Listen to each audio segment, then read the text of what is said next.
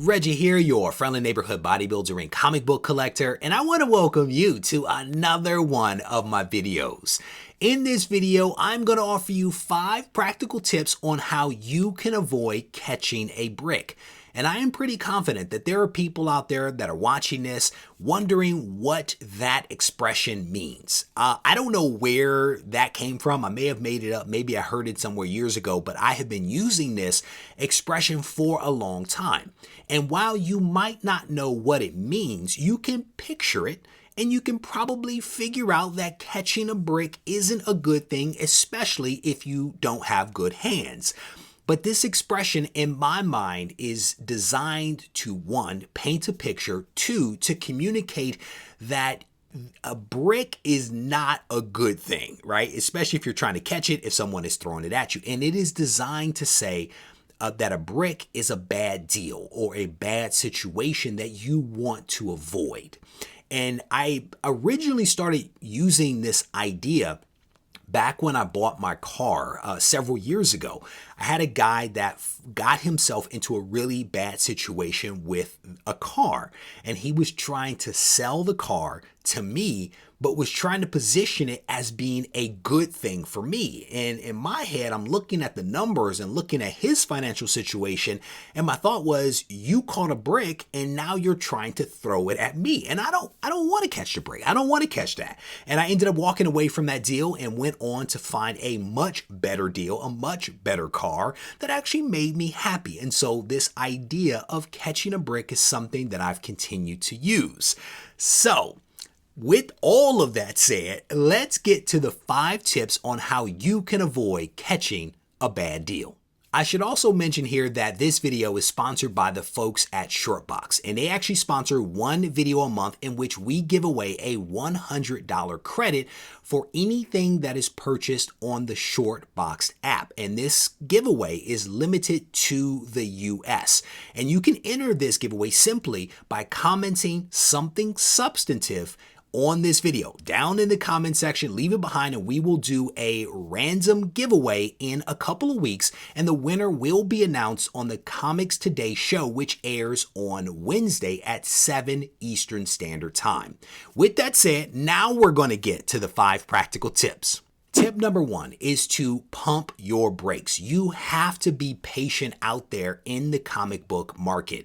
When you see a book and the price appears to be a good price, sometimes you have to actually slow your roll. You have to think about what it is that you are actually doing. You have to take some time to consider whether the deal that is in front of you is a good deal, because while it may appear to be great, it might not actually be when you dig into some of the details. And this doesn't matter whether you are looking at something online, on eBay, or in an app like ShortBoxed, or if you are actually in an LCS. If you are standing face to face with a book, you have to think about, is this a good deal or not? You can't just get excited because you have it and drop your card to actually pay for it. You have to think about it. And so sometimes slowing down is potentially the best thing that you could do. And I've literally done this myself. I've gotten wrapped up in the excitement of something and pulled the trigger and realized later on that I caught a brick. I've also done the opposite. I've had situations in which I had a deal on the table and didn't pull the trigger because I needed to think about it a little more. And sometimes I've gone on to execute those deals, and in other cases, I've actually missed out. Either way, I don't feel terribly bad because I also realize that there are so many books out there.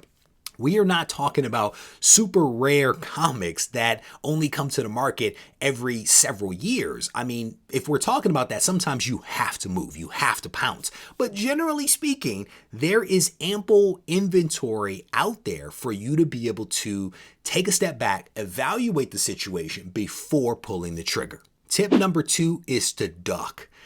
Honestly, ducking is not a bad thing. Sometimes you just have to let that deal sail right on by, because if it doesn't make sense to you and for you, that's probably something that you just need to let go by, because not every deal is a good deal. Not every deal has to be executed. Sometimes you actually have to walk away from a deal if it doesn't make sense for you. And you can apply that to so many different things in life. If it doesn't make sense, it does not make sense. And will you have some regret? Potentially. Will you avoid some really bad deals? Probably. But these are the things that you have to do to ensure that you're making smart decisions moving forward into this hobby. Tip number 3 is to not be too prideful. And this is a lesson that my mother has been attempting to teach me for a couple of decades now. And I think that I'm actually getting better. But the truth of the matter, and I've alluded to this earlier, is that we all catch a brick, right? It's unavoidable. If you are doing things, if you're moving forward, some deals will be good, some will be bad. It is just the nature of things. And so if you catch a bad deal, if you catch a brick, own it. Just own it. Just embrace it. But I think that the important thing is that you have to learn from that mistake. You have to evaluate what mistake was made, how you made that mistake, so as to position yourself in the future to avoid making that same mistake again. And I think that that's part of the whole pride thing, right? If you catch a bad deal and you blame the other person, it's their fault. They did it. It's their fault. They didn't disclose this, that, or the other. Then you're not owning your part of it. And in any transaction, in any relationship, there are at least two parties, and each party owns a little something there. So you have to ask yourself, what part do you have to own? Internalize it, evaluate it, and do better. Tip number 4 is to make sure that it's actually a brick. And what I mean by that is that sometimes the brick that you catch turns out to not be a brick if you give it enough time. And again, I have done this. I have done deals. I have purchased books that upon reflection are true bricks right to the face. But over time, the market starts to move and change, and the brick that I caught actually starts looking like a pretty sweet deal. And it happens in a dynamic market. Sometimes you will have to pay more for a comic, a key, a run, a collection, whatever it happens to be, to actually own that thing. And then when you reflect upon it, you're like, man, maybe I overpaid.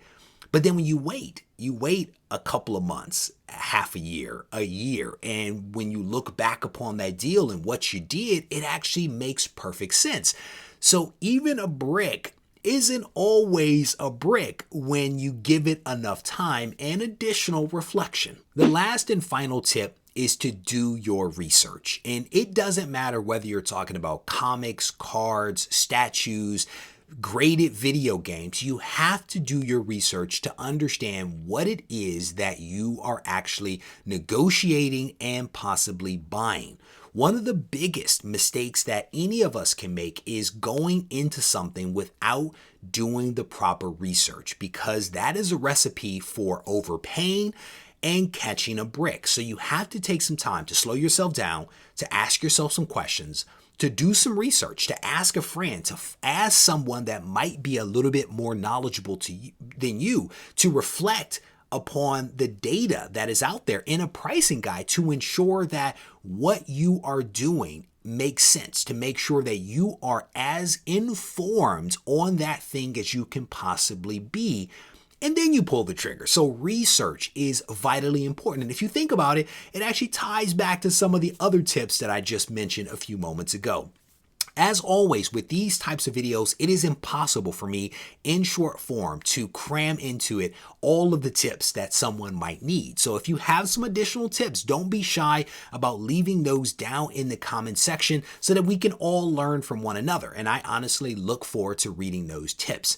As I mentioned at the beginning of the video, don't be shy about leaving some comments behind, because that actually enters you into the giveaway being done by my friends over at ShortBoxed. As always, if you need to reach out to me, feel free to do so on Instagram at Regie Collects. Take care.